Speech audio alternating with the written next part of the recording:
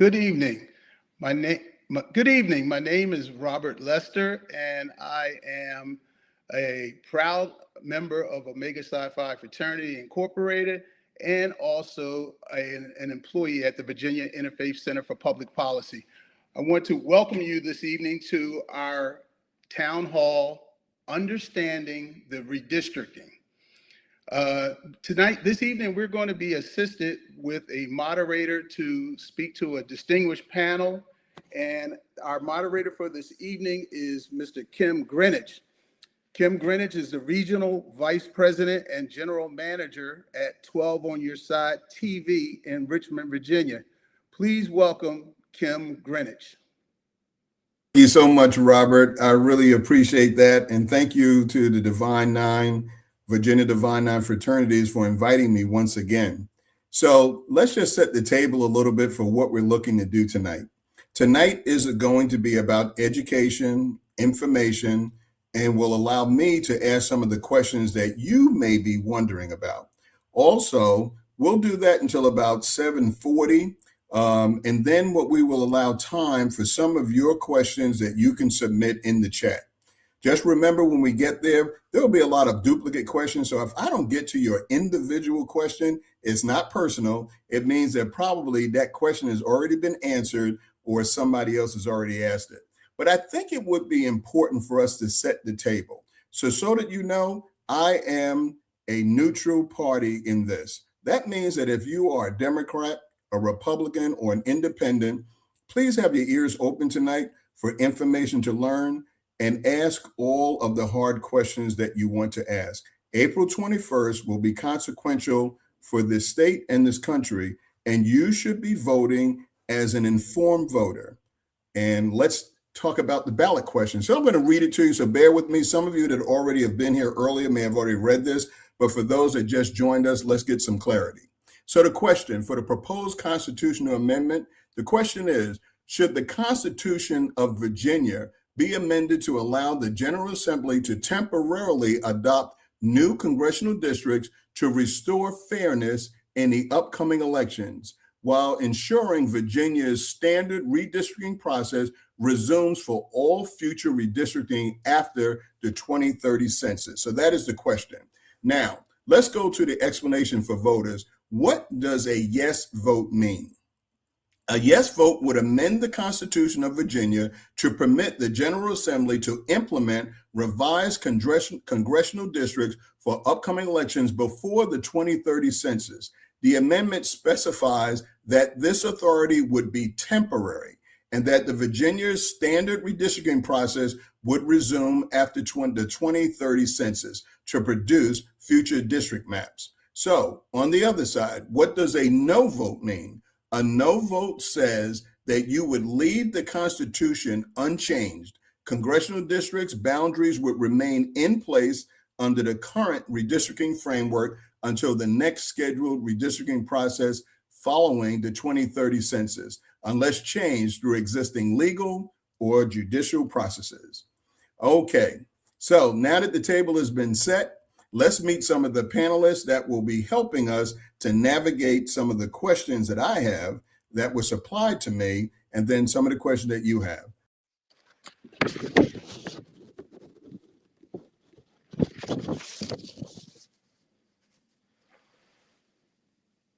Executive Director, People Demanding Action. Welcome, Andrea Miller. Very much. I am very glad to be here. How are you, Andrea? Our second panelist is Michelle Moffitt, Director of Civic Engagement, Virginia Civic Engagement Table. Welcome, Michelle Moffitt. Thank you. Thanks for having me. Our third panelist, the Reverend Dr. Cozy Bailey, President, Virginia State Conference of the NAACP. Welcome, Dr. Bailey. Thank you, Kim, and good evening, everyone. And our fourth panelist, Stephen Miller Pitts, Public Policy Director and Fellow. Welcome, Stephen Miller Pitts. Welcome. Good evening. Good evening. Okay, so let's get to it. So one of the things I've been wondering, and I know a lot of Americans and Virginians have been wondering, because this is consequential for the country, And I'm going to go to Andrea Miller for this. Tell us, how did we get here? Why are we even having this constitutional amendment as a question on? Well, the reason we're having the amendment is the President of the United States asked Texas, Missouri, North Carolina, and Ohio to find more Republican districts and to redistrict legislatively in 2025. And so they came up with 9 new Republican seats. That is why we are here. So you will have some people who will say, well, Texas did that. And a lot of people really objected to Texas doing that. So some people would say, do 2 wrongs, again, this is what some people would say, do 2 wrongs make a right? So is what Virginia is doing, Dr. Bailey, is what Virginia doing the right thing to do at the right time? And why are we doing it? Yeah, Kim, thank you for that. It doesn't come down to a question of what's right or wrong, Kim. What Texas did was something that we disagreed with, but we have to take action, as Andrea said, in order to re-level the playing field. And so to answer your direct question, what Virginia is doing is absolutely the right thing to do in response to those clear and present threats. Okay, so tell me, and I'll ask this question of Michelle. What do you think is the support right now around the state? I haven't really seen many polls, but does it look like this is something that is going to pass, or you think this is going to be a close vote, and why? I think it's going to be close for a couple of reasons. One, it's an April 21st election. A lot of people don't even know it's happening. I've heard stories about somebody seeing a sign in front of a polling place and thinking that was the remnant of the November election. And so voter education is a key piece to this, and just ensuring that people know the election is happening, and that they have all the proper information to make the assessment, to cast their vote as they see fit. And with that, I do expect this to be a pretty close election. And so following up on that, I know that a lot of people have gotten a lot of mail. I know I've gotten a lot of mail. I've talked to some people and they weren't even really sure what April 21st was all about. We've gotten some mail that said Obama says to vote no. Then we got some other mail that said Obama said to vote yes. And then we also got some mail that was invoking going back to Jim Crow laws. So for people who have received this, Stephen Miller Pitts, can you tell us, where is all this coming from? Is this true? And how should people be responding to this? Yeah, absolutely. And I think, to properly answer your question, we definitely have to view this from a macro level and really have a history by our side when we view what's going on. And so, as a public policy scholar and practitioner, understanding, we're approaching 250-year anniversary of us being a country, right? And how we are put together. And so, when you see in an election, when there's misinformation and disinformation, even understanding the two, disinformation is the blatant lies, right? Like they know that this is inaccurate, right? And then misinformation is, misspoken or, confusion. So we know that there's demographics of voters who will sit out elections because of confusion. So this is a tactic for voter suppression, if you will, because this election, even though it's coming up quickly, it will be decided by a certain demographic of voters, I believe, that this information campaign, when you see in certain communities, specifically being targeted in Black communities, with Obama, you'll see him on the television ad saying "vote yes," and then I even received a mailer that said "vote no" with his picture on it, right? And then that's just clearly disinformation, but it's a tactic for voter suppression, because most people will see that and be confused, and then they don't want to waste the time to go vote and to exercise their vote, so that certain individuals can kind of hijack the direction of allowing the people of Virginia to decide how we put the guardrails in place because of what's happening during the administration and certain things that are transpiring around the country and the world.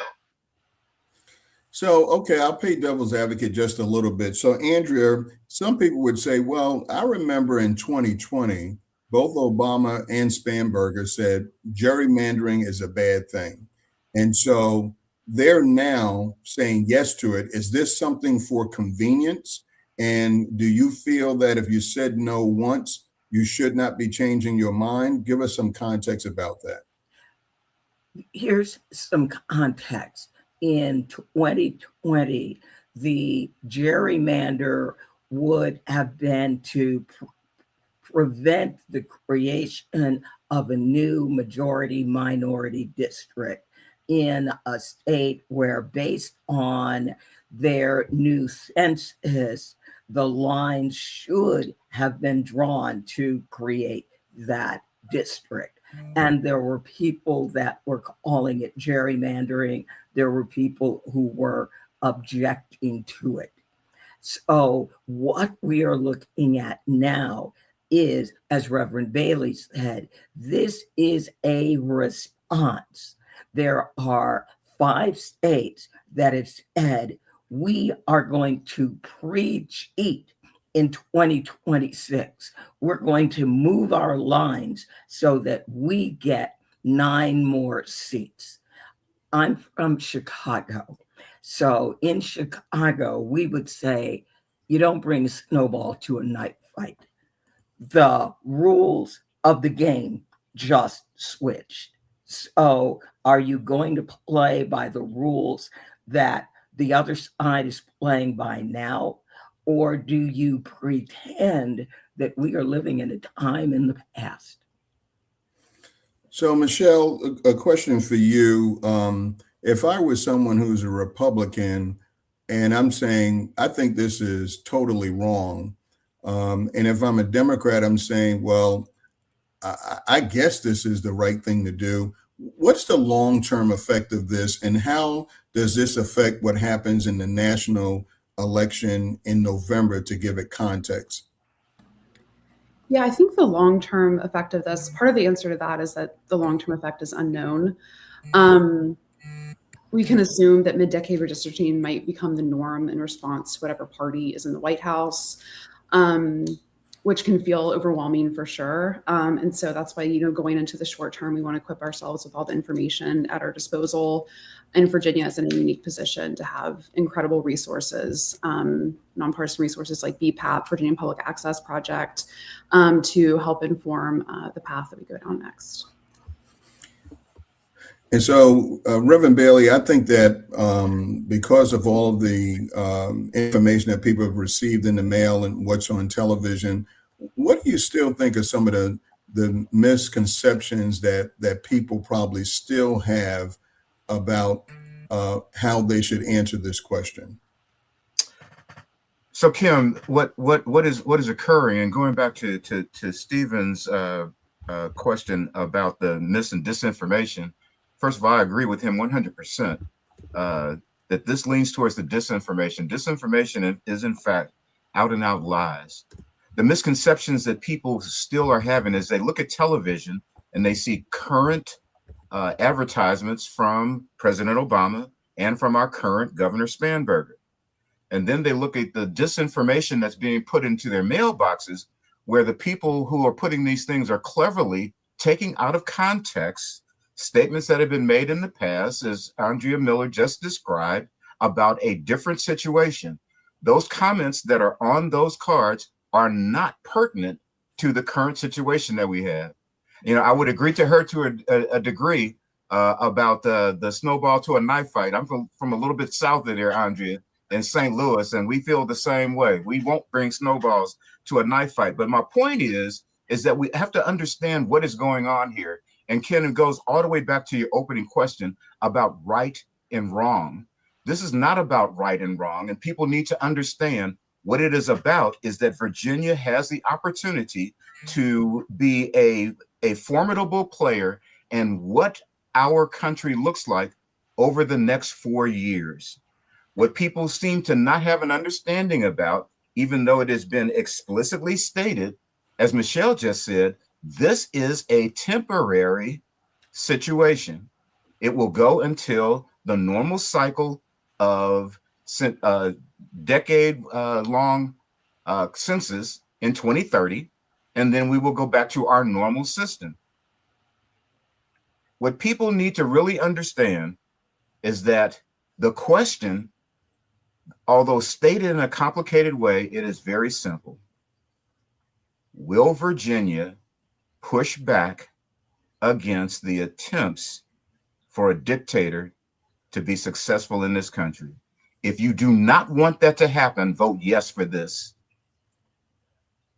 So let me ask you, Stephen Millipitch, let's say we wake up on the 22nd of April and the vote is no. What are the consequences of the vote being no? And what are the consequences of the vote being yes? But answer about what is the game plan for Democrats if the vote is no? Yeah, absolutely. So you definitely asked me very much so loaded questions, right? And so in the effect that on the 22nd, the people have spoken, the answer is no, then for Democrats, the playing field, the methodology has to change, right? And then the midterm elections still have to be won just under the current lines, right? And so that definitely is what the Democratic plan would be. If it's no, I would say that is an additional. I have this sliding scale that I keep. I think that I might be more on the grave side. We're about 60% um, uh, to losing our democracy. Um, the most credible world democratic agency that rates democracies across the world, the most credible one, has downgraded us. We used to have uh, uh, used to be a liberal democracy, which is the free and fair elections plus all the strong checks and balances that we're accustomed to. Something that happened in the 80s and the 90s. And so we were downgraded to an electoral democracy, something that hasn't happened since around 1978 for us, right? And so that basically means that our guardrails are being deteriorated. And so then everything else that you see that's happening from a global scale with the potential and rumors of wars and the different things that we have going on, we are in a recipe of us being divided as a nation, allowing for us to go to a dictatorship, right?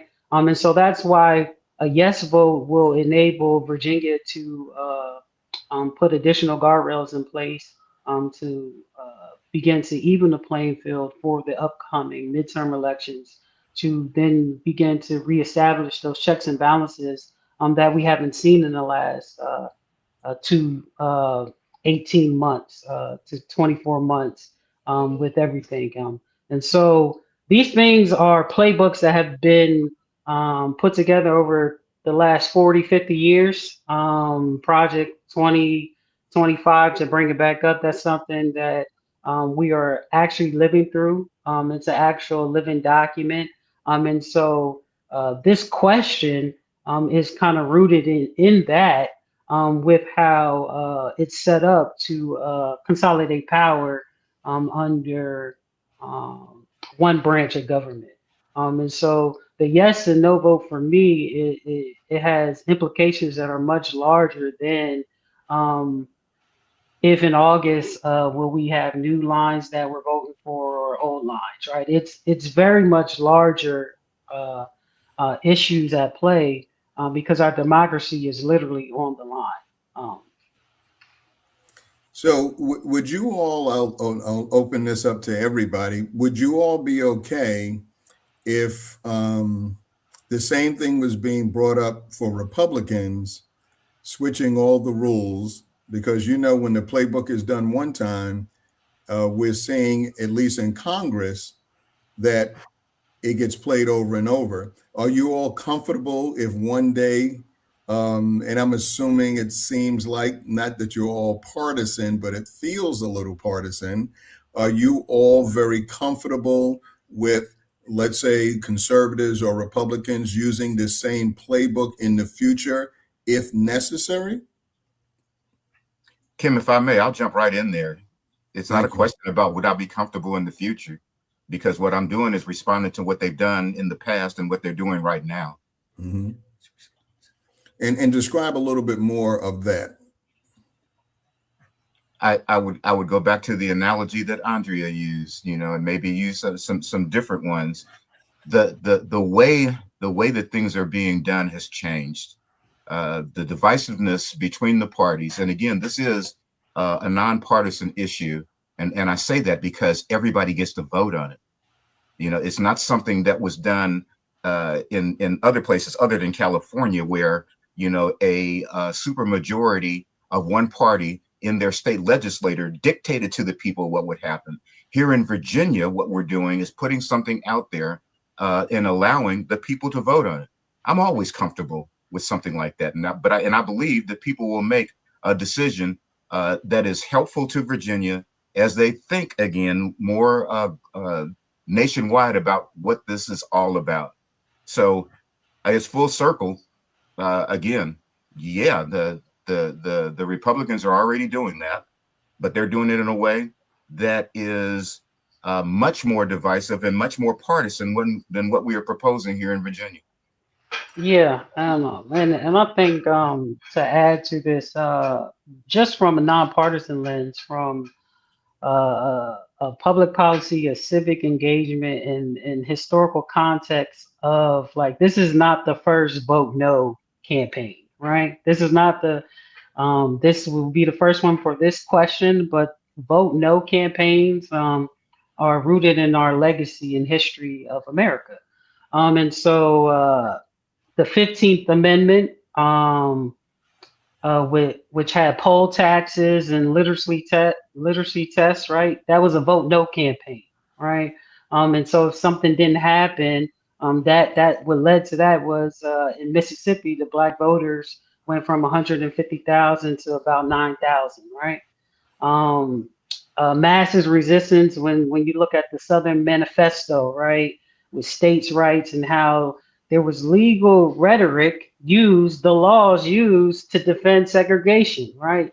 That was a vote no campaign, a vote no to integration, right? Like these are the things that are historically at our footstool to show that in our country, on both sides, what a vote yes and a vote no campaign has done, and when it's brought to the voters. And so even when we go to the anti-suffrage movement, right, the 19th Amendment, right, to argue about women's, that was a vote no campaign, right? So we're back in this, right? History repeats. The question is different this time around, and so it's for us all to take a stand, or at the end we will all reel with the consequences of what our vote or lack of vote leads to. So where do things kind of stand right now? I would think that this is a very big issue, and maybe Andrea, you can give us some context about with it seems that there's a lot of pressure on voting early and voting before April 21st. Why is that important? And can you help us with if there are latest numbers out about how people are voting in various districts? Is this something that seems to be important to the Virginia voters? Well, number one, the Virginians are coming out and voting. I looked at the early voting numbers. Roughly 565,000 people have already early voted. At this point in 2025, 516,000 people had early voted. So right now, we are outpacing the 2025 election, which, while it was a gubernatorial election in Virginia, we ended up coming within 75% turnout of a presidential election. So the whole idea behind early voting is life happens. And so if you've only got one day to vote, what if on that one day life happens to you and you don't get to vote? So in Virginia, we have a glorious 45 days. We've got 2 Saturdays. Next election cycle, we'll have 2 Saturdays and 2 Sundays. It gives voters the opportunity to get out and vote. We've got hourly wage workers in Virginia. They may not be able to get time off. With our Saturday voting, people can get out and vote. Now, here's something people haven't talked about. What are they doing up in Congress? Congress is responsible for the federal budget. And right now, if we look at what they're doing in Washington, D.C., they're trying to make sure that women, people of color, rural voters, and older people may not be able to register and vote again because they don't have proof of citizenship. That really is what this election is about. It is about, do we like what is going on in Washington, and do we want it to continue? Or are we going to meet the challenge when the party in charge says, we're going to cheat because we know people don't like what we're doing, so we're going to make sure we can keep doing it? And then Virginia and California stand up and go, whoa, wait a minute, not so fast. We see what the fight is and we can engage. Think of it this way. You've got a child. The child falls down. You've got a child. An adult knocks them down. Is your reaction the same? No. So, Michelle, I'm going to put you a little bit on the hot seat, and not knowing what your politics are, but I'm going to try to ask you to imagine yourself as being an independent or Republican or conservative who is totally against saying yes, and they want to say no. I want you to hear from, I know you hear from some of your constituents and people that you know, and they tell you the reasons why they feel it should be no. Can you articulate the other side and why people feel that this should be a no without question? What are they saying? I think that goes back to some historical messaging we've had around gerrymandering, right? And it's always bad. It's exclusively bad. We can never say yes to it. And if that's, the people on this call, we have a lot more political education than the average voter might, right? And so we can look at those arguments and take history into account, and also take into account this proposal with everything else we see going on in the country. And so for the average voter, it's really just going to be as simple as, I was told this was bad. That's why I have to be a no.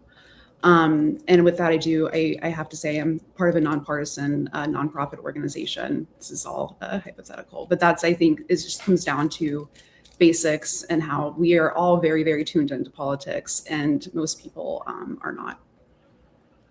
Do any of you understand why somebody would be a hard no? Is there anybody who does understand that on this call? Yeah, absolutely. Absolutely.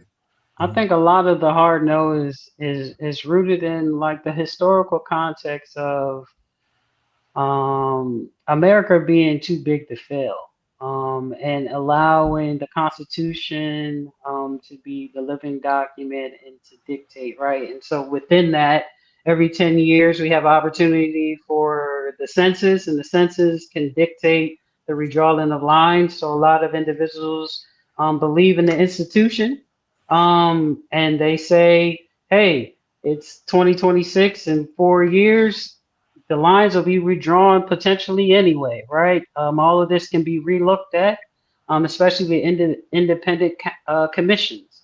And so I do understand from solely from that standpoint how that is a credible argument and is rooted in fact, actually, right? And so you do have to Michelle's point, kind of look at the other nuances and the geopolitical posturing and kind of the climate of the country to understand like we might not get to 2030 under the government that'll allow us to even do that if we don't put some guardrails in place, right? And so you definitely have to assess the current on the ground. But I do understand the no factor in that.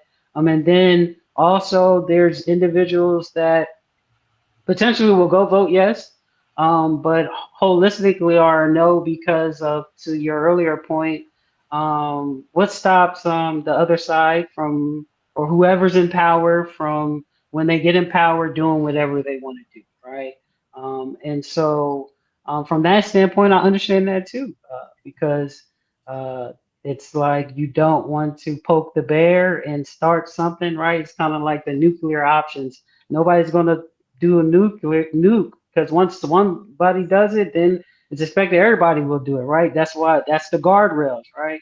And so you have to assess the guardrails to see even in that if we don't do anything, will we still have the same type of democracy that we claim that we currently have? So, Yeah, I would agree. I'm ahead, sorry. go I ahead, would Michael. agree with Stephen that he has laid out two groups of people who would potentially vote no, and the reasons why they would. The first one, I think we all need to understand and probably agree that his first group would have people from both sides of the political aisle, if you will, okay, because they are voting ideologically. The second part of those people who are fearful of violating, if you will, the norms of the past. I would add that there's probably a third group that would be a hard no. Those people who recognize that this is, in fact, a nonpartisan initiative. This is, in fact, something that's placed before the people, and they are afraid that the people will upset the power that they have held on to for so long. And so I think that that's an important third category of people who would be hard no's as well. Yeah, and I think that taking a little personal privilege here, I think that it's important for the context to be that you are going to have some people who are possibly progressive, possibly independents, and liberal who are going to vote no, just mainly because they feel don't want to go there. This is not the right thing to do, and I think you all will have to respect that vote. So I do feel that when we get past our next 6 minutes, because I know that that chat is probably very hot with a lot of questions.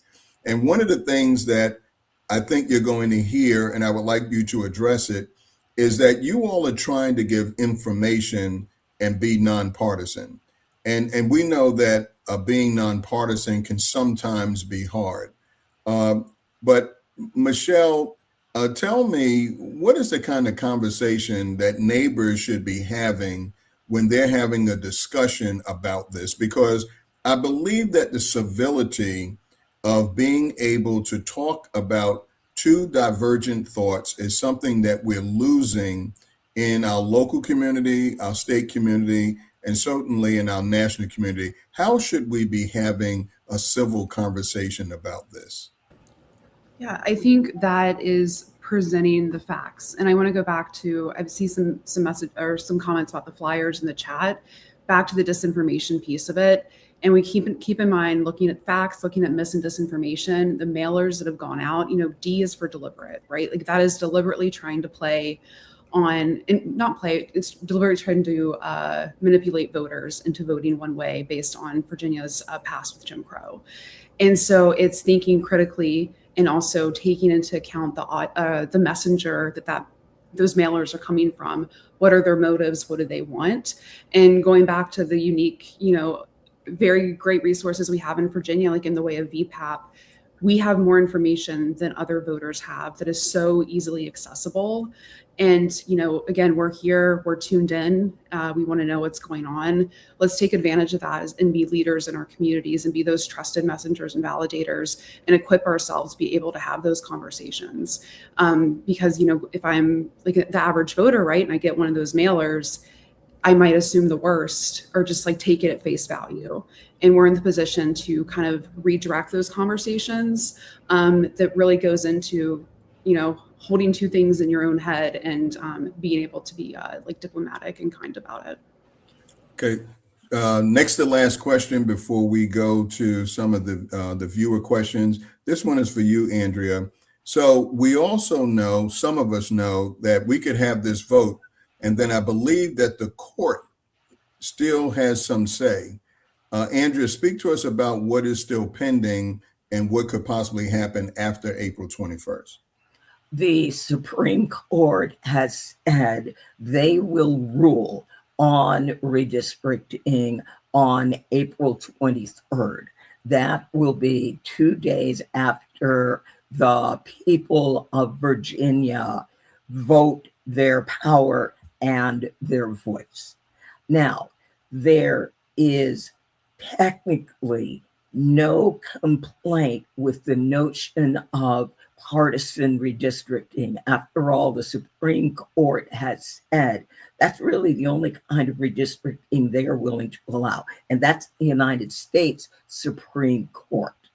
What the Virginia Supreme Court is looking at is the underlying process that was used to arrive at the vote. There is an argument that says when you are amending the Virginia Constitution, you vote on amending the Constitution outside of an election. That is the real process question before the court. Mm-hmm. And so my response and the response of many people is when they wrote the Virginia Constitution, there was no such thing as early voting. Election day was the first Tuesday in November or whenever there was an election. This 45 days of early voting was not even in anyone's mind in 1971 when we reviewed the Virginia Constitution. So it is process, how they arrived there, not is the redistricting fair. So I have a question for all of you, and I think that our viewers would want to know. So will you all respect the vote by a show of hands, whether it's yes or no? Yeah. Okay. All right. Well, we are a minute away from 7:40, and I said at 7:40 we would begin to answer some of the questions, and we also may have some comments from some of the people on.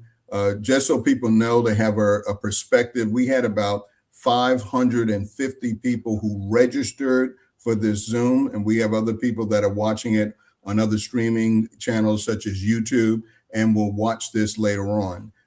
So I appreciate this panel coming forward to talk about this important issue. But I also will say to everyone, please take the time to educate yourself on the policies. You may, after even the questions from the viewers, you may still have questions that you have concerns about, but please be educated before you vote. All right, Carlos, who's the man behind the scene, can you show me some of the questions that we have from the audience? Okay, we have a name up. This is from Mario Williams Reynolds. How did the new district maps come about? Who wants to answer that? Dr. Belling, are you? Yeah, I can. First of all, the bipartisan commission that Stephen spoke about, that work was temporarily suspended, and this work was done, and correct me if I'm wrong, Stephen, was done by members of the legislature in Richmond. Any more to add to that, Stephen? Yeah, so In terms of what was the process, I think is what Mr. Williams Reynolds was asking about. How did the maps actually get drawn? How did it come about? yeah, and I've seen another comment in the chat, so I'll kind of put these together. So the current congressional maps were redrawn in 2020. There was a bipartisan commission, eight General Assembly members and eight non General Assembly members. They couldn't come to an agreement, and the Supreme Court came in, and then they kind of set the current maps that we do have, right? So that kind of gives you some context, like even the current process as it is isn't really work. It hasn't worked to fit our need. But then these current maps during this current General Assembly cycle, both chambers had maps that were drawn, and then they did some uh, conferring and with the governor, and then they came out with what they suggested as these new maps for this temporary period. And I think that's also something that needs to be said. Like this, it's not forever. This is until we go back to the original process. But I do think that it is valuable to add the original process hasn't currently worked for us yet either. And so we do need to find something that does work when it comes to redistricting. Okay, next question. This is from Will Cumbia. How were the new district maps created, and are the proposed ones the final ones that will be in place if yes wins? I think we answered part of that, but we can answer it again. What happens if the Supreme Court of Virginia challenges after the vote? It depends on what the court says, and if the court chooses to say, we're going to invalidate the vote that just happened, which I would not expect this court to do. Yeah. And I think it's important for us to understand that the Supreme Court doesn't challenge. The Supreme Court may ultimately rule on a challenge. So you think the Supreme Court is waiting to see how the voters of Virginia vote? And will potentially say we will not overturn the will of the people of Virginia. Right. However, in the event you ever do something like this again, you must adhere to, and we recommend you adjust the Constitution of Virginia and recognize early voting as voting. Okay, next question, callers. This is from George Fletcher Bowman III. Will the new congressional districts cause any changes to local municipal lines or just create new seats for candidates to run for federal office? I can take that one. This proposal is solely for congressional seats. So our current lines for both state Senate and state House of Delegates will remain unchanged until the next traditional redistricting process goes ahead in 2031. So this is only changing these congressional seats for this year, 2026, and then they'll remain for 2028 should this amendment succeed. And then we're back to the drawing board for all of those districts in 2030 and 2031. Okay, that was a very good question. So this only affects the federal election. This doesn't affect any local districts, local elections. Okay. Richard Maddox, can you address the fact that there is a dismantling of Section 5 of the Voting Rights Act? Who wants to take that one? I can give a little bit of background and then maybe pass it over to somebody. So this is referencing the Calais case that's up in the Supreme Court of the United States right now. That case originates out of Louisiana. And it's about majority minority districts and whether those are pursuant to that Section 5 of the VRA. The Supreme Court had Calais on its on its list to maybe give a decision about last year. They punted it to this year. So we're waiting for that. And what the effects might be for Virginia are likely not as harsh as they would be in other states. It's really going to hit the Deep South more than it'll hit Virginia. But I just wanted to give a little bit of background and see if maybe somebody else on the panel can speak further to it. And I think with that contextual statement there, Michelle, that Section 5 dealing with pre-clearance, Virginia was not under the pre-clearance requirement, and so that changes. The other thing is that it is debatable that Virginia actually has, and I hate the term majority minority, congressional districts. That and that plays into there's nothing in this plan that was intended to either increase or decrease actual minority representatives. I mean, of one of the 11, it is not about that at all. Nor, in my opinion, will it change that based upon the maps that are shown. So, I certainly understand the question about pre-clearance, but I think with Michelle's context and the statement that I made, hopefully that answers Mr. Maddox's question. Yeah, and I want to make one quick addition. Mm-hmm. Everything about our ability to vote is currently being challenged at the federal level. So the Voting Rights Act literally states abilities to administer elections. Everything that has people voting is being challenged. Okay, next question.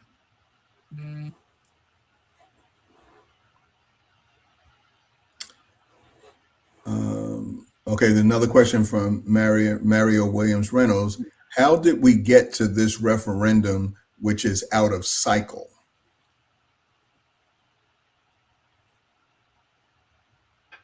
So let's say how we could do this in like a truncated method without a bunch of terminology. Explain the question for the wider audience. Out of cycle. So how do we get to now? We have to go vote in April 21st about changing lines. So for when we got to go vote in August, right? Okay. How about that?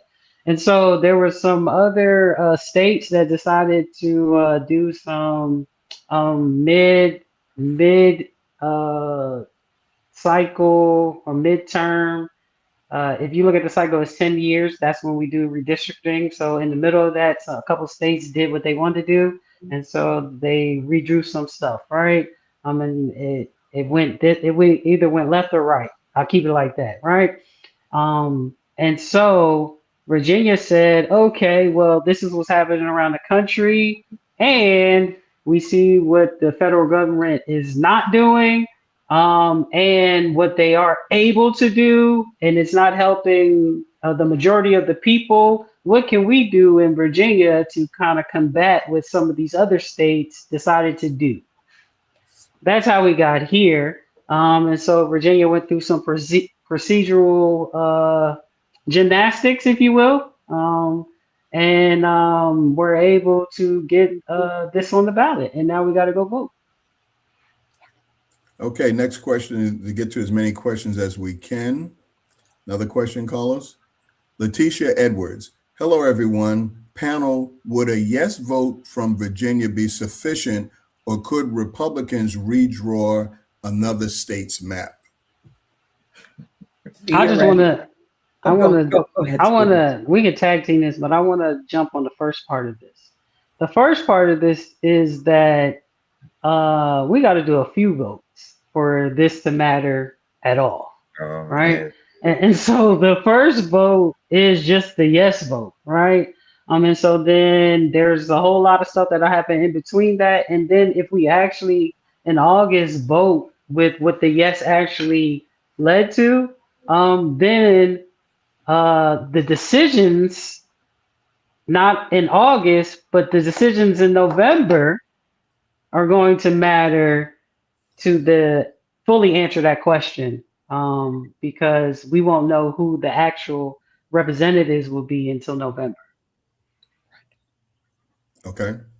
And there are other states that are looking at redistricting. Florida is looking at redistricting. Georgia may look at redistricting. Alabama had been making noise. I think they've decided they're not going there. But yes, there are other states that could decide they wanted to redraw their lines. In Virginia, again, it is a constitutional amendment.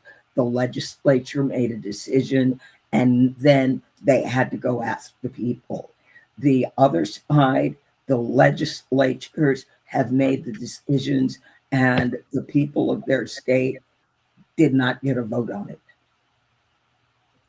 And I would just, as Stephen suggested, tag team, I would just say this: we must recall answers to some of the previous questions. How did we get here? Globally, we got here because somebody said, I need 5 more seats in Congress. And that person wasn't in Virginia. That person is in Washington, D.C. And so Virginia's actions did not start this, nor made Virginia's actions end this. And I think another point just to highlight, because the Supreme Court is currently also, I don't know if you call it bureaucracy or judiciocracy. A lawyer, please tell me what the right word would be, what they're doing. But they've delayed their ruling in Louisiana, which deals with Louisiana's congressional maps, to kind of see what is happening across the rest of the country and in Congress, before they do a ruling in Louisiana, which deals with the majority Black districts and if they can have 2, 1, or none. Okay, I'm going to try to get in a couple of questions. Derek Blair, how does this impact, and just one of you could answer, please, how does this impact the Save America Act being discussed in Congress? Who wants to grab that one? I can take it. So this amendment doesn't have an effect on the Save America Act that's up right now in the Senate. However, it could very well be the opposite of that act having an effect on voting, period. We've mentioned DPOC, or documentary proof of citizenship, which is what would be required under the SAVE Act. And that is an original birth certificate or passport. And then, for women who are in heterosexual marriages, a lot of them have changed their last names. In fact, 8 in 10 women in Virginia have changed their last name, meaning that their birth certificate as issued originally no longer matches the name on their other documents. And so that is voter suppression, that is voter disenfranchisement. So regardless of what happens with this amendment, definitely want to stay in tune on that and speak out against it. And that's another reason why this is a Divine Nine session that we'll have. And that's another reason why this redistricting coincides with the SAVE Act. And if they can pass that act, currently, it's passed in the House, I believe, right? Yes. And so we need legislators that won't do. Basically, it's a poll tax. So for Black communities, Black members, it's a poll tax. There's a literacy tax to that. If you know that the data shows that 2/3 of Black Americans do not have a passport. To get a passport is about $165 today. That probably will go up if the SAVE Act went into place or something like that. And then all the documents that you need to get a passport is another poll tax, because you need to pay for those documents if you can even have the information to get those documents. If I may say, Kim, in forums that I've done like in forums that I've done like this, every time a question about SAVE Act comes up while we're talking about redistricting, and I would hope that people just took advantage of what they think is a competent group of people to ask that question, and not have actually conflating that federal proposed legislation with what we're doing here in Virginia. That's true. 2 different things. So I'm going to pass it quickly to Lester Roberts, and then I will be back with a closing thought to wrap us up. Lester? Yes. A couple of slides will be coming up for us shortly. If my partner there can pull those slides for me. All right. I'm going to just keep it moving here. So next steps for the organizations that put the program together tonight. First, we want to encourage all people who hear my voice to vote by April the 21st. Thank you there, Carlos. I appreciate you. We want to encourage all people to vote by April 21st, which is the special election. Currently, in order, if you're not registered to vote, you have until April the 14th. That leaves you a week's time to get your vote in. Early in-person voting started on March the 6th. It ends on April the 18th. And I would encourage you to check your locality or your local register office, because there is weekend voting in different areas around the Commonwealth. The last day for mail-in ballot requests is April the 10th. So these days are coming up very quickly. Next slide. So it was a lot of questions in the chat about the next election. So we have primary elections for the United States Senate, our United States House of Representatives, and there's also local elections in different jurisdictions around the Commonwealth. So yes, we're going to be voting for the ballot initiative on April the 21st. Then we're going to go back and vote again on August the 4th for the primaries for the Senate. Right now we have one candidate. The seat is the one that's currently held by Senator Warner. So he's up for election, and then all of the House, all 11 House districts. All right, next slide. Then comes the main election, which is on November the 3rd. That's our general election, where we will select the candidates between both parties or three parties to represent us in the Senate, the House, the local elections, and also there's going to be 3 constitutional amendments on the ballot on that day. And you can read more about those constitutional amendments, because we don't want to delay time on this right now. We're down to 2 minutes. Let's see. I would close by saying, yes, we have a lot of elections between November of 25 and November of 26. We'll be going to the polls a total of 4 times. Please go out and vote. I also encourage you to get your family members, your friends, the people you go to church with. If you're a student, get your other students that you're in school with. Encourage everyone to participate in voting. This organization, the D9 fraternities, and also some other supporting organizations. I want to recognize Rev Up Virginia. That is the advocacy group that is advocating or supporting or limiting barriers for our people with disabilities. Rev Up Virginia is a great organization that partnered with us on this. Also, Crusade for Voters in Richmond, Virginia, and a number of sororities have supported us on this town hall today. We are proposing to possibly do 3 more town halls. One would deal with the SAVE Act that just came up on the back end. We don't have time to talk about it now. The next one is misinformation, disinformation. And the last one, most importantly, restoration of rights, was one of those 3 amendments. So you will hear more information from us, and please stay tuned, go out and vote. And back to you, Kim Greenwich. Thank you very much, Lester. So here's my closing comment. First of all, thank you to my panelists who volunteered their time to be here. Nobody was paid to be here. And thank you for those of you that took the time to register and to be here and to give your questions. Here's my one ask of all of you. Talk about what you talked about and heard tonight. Have conversations with people who disagree with how you feel. I know sometimes that can be difficult for both sides, but it is the only way that we can learn from each other. I believe that at this time, discourse is the most important thing that we can do. But the most important thing you can do is, before you vote, be an informed voter. Thank you so much for having me as your host, and I look forward to the next time. Thank you very much.